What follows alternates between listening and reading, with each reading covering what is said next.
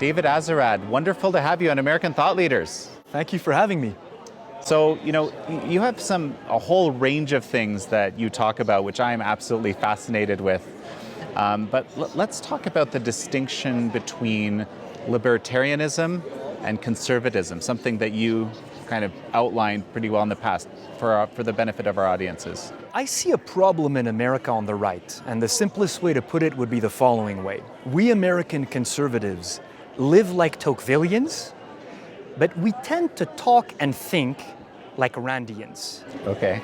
So we're embedded in strong families and communities, we're religious, we're deeply patriotic, we love our country. But the rhetoric and the political ideology tends to flirt with more individual liberty, less government all the time. And there is much truth to that. That is a component of what makes American conservatism. But it's not the whole of the truth.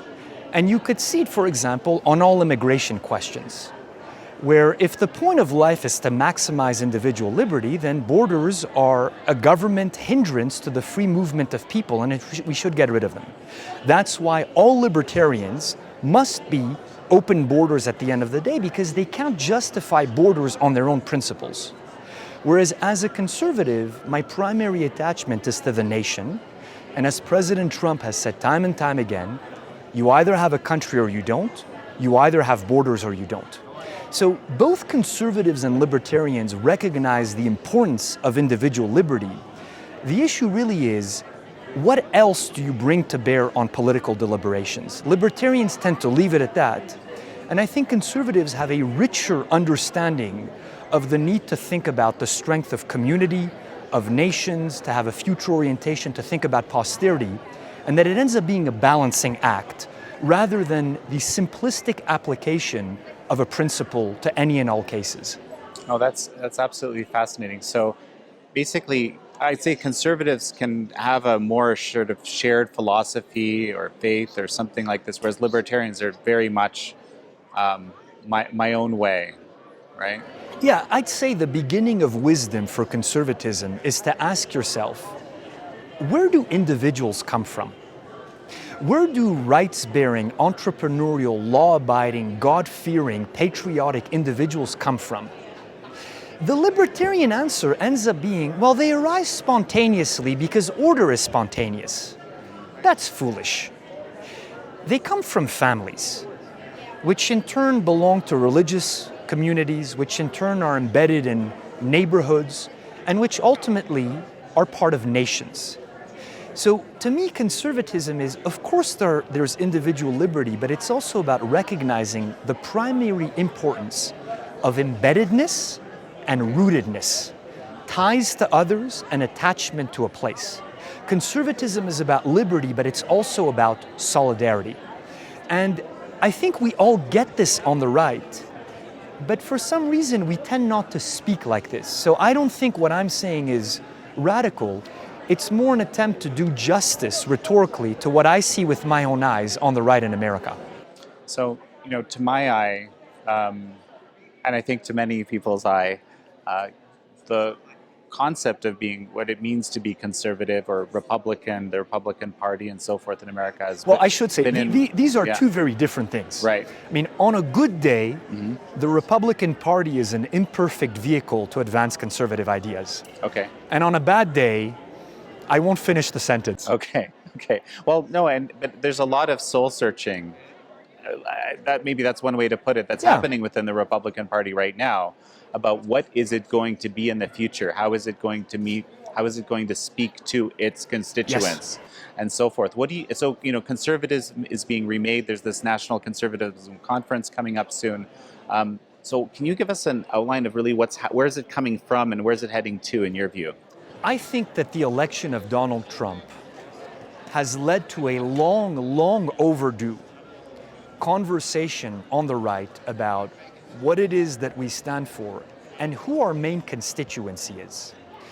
Romney's campaign for president is emblematic of kind of the libertarian approach to conservatism.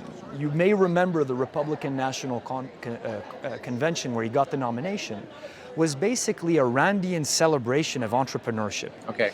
And then that shameful comment dismissing 47% of our fellow citizens on the grounds that they supposedly don't pay taxes.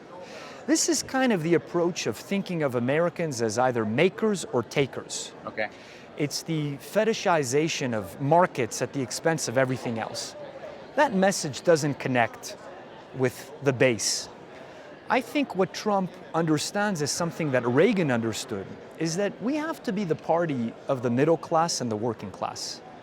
The left, ineffectively in America today, is an alliance between the elites who run the country and the underclass. We have to speak to the concerns of all Americans, but realize that those who really support us are the working class and the middle class. And so, of course, that doesn't mean you turn against free markets or you don't recognize the importance of entrepreneurs, of economic growth, but you don't fetishize markets. Right. You never forget that it's called the United States of America, not the United Markets of America. You never lose sight of the fact that we're fellow citizens, we're not just consumers. And I think this is something that Trump understood, it's something that Reagan understood, and I think it's something that more and more conservatives are understanding. So I view what's happening on the right as a positive development that, in my mind, is a much bigger thing than Trump himself. Right. That Trump will not be around, I don't know when. This conversation will continue, but I think it's a good thing. It's an attempt to reground conservatism in the realities of the 21st century. Well, and that's interesting because my next question really is, how is this sort of new discussion or relatively new discussion about conservatism, how does it connect to the intentions of the founding fathers and the Constitution and these, sort of foundational things, which of course are critical to conservatism? Well, look, the founders would not really have envisaged the America we live in because we had a regime change in America in the 20th century. I don't mean by that the government was toppled or that we had a military coup the way they have regime changes in Turkey and Egypt. Right. I mean that the founders' governing philosophy was partially replaced by successive waves of progressive ideas. The New Deal, the Great Societies, the 1960s, the New Left, the sexual revolution, identity politics, feminism, so that America today is this strange combination of, to some extent, you can still see the founders' America. But to another extent, there's this other regime that has become intertwined with it. Right.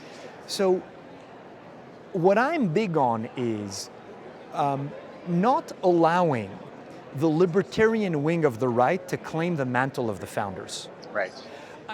The founders were socially conservative, without a doubt. They may not have been neoconservative on foreign policy, they weren't, but they were not isolationists. Right. And while, of course, they understood the importance of property rights and free markets, they were not dogmatic libertarians. I mean, let me give you a simple example. There are two clauses in the Constitution, Article 1, Section 8, that grant Congress the power to regulate trade. Okay. There's a power to impose tariffs and a distinct power to regulate trade. Now, that doesn't mean that they wanted tariffs on everything and they didn't see the value of free trade, but it means that they were not dogmatic about these things. Right. So at the end of the day, the founders are never going to give us turnkey solutions for the 21st century. But I think that it's important for us to look at their principles and then do the hard work of thinking through what it means for today. But the founders understood that they were founding a nation, a country with citizens and borders. And I think that, look, I say this with caution. Who am I to say what the founders would think? But I think they would view this as a healthy development, that the right is remembering certain things it had forgotten.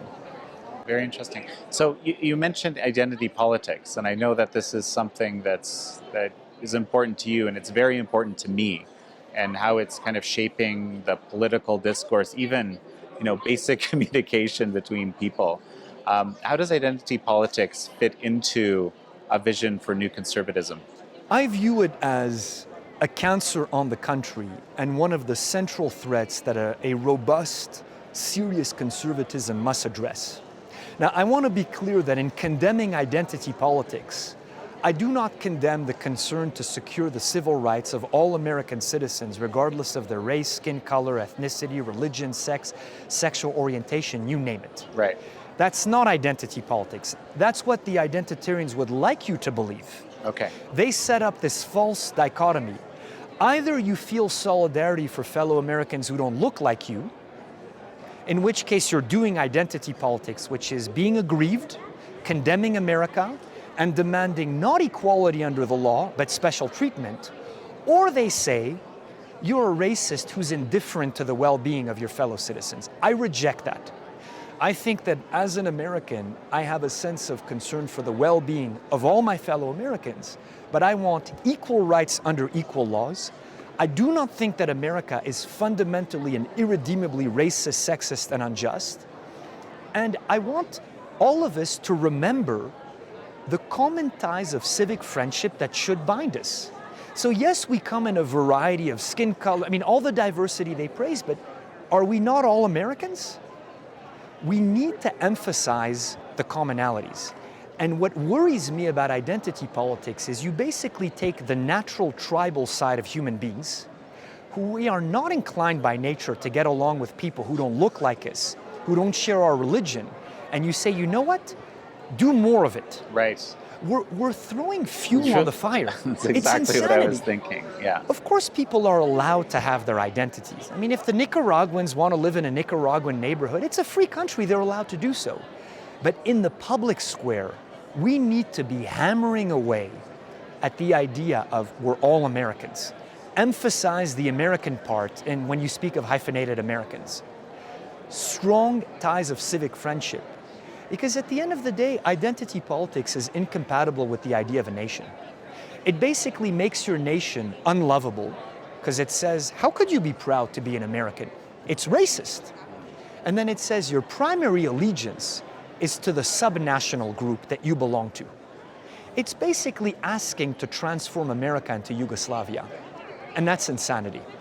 So, you just reminded me, a little while ago I interviewed Michael Anton. And one of the things that friend of mine. Yeah, an amazing interview. I think I kept him too long because I was so engrossed in what he had to say. But one of the things we covered was, and I hadn't even realized this myself, was the lack of assimilationist policies in America for people that are coming in, which is kind of fueling this Balkanization type scenario that you're describing. That's Yugoslavia a real threat, right?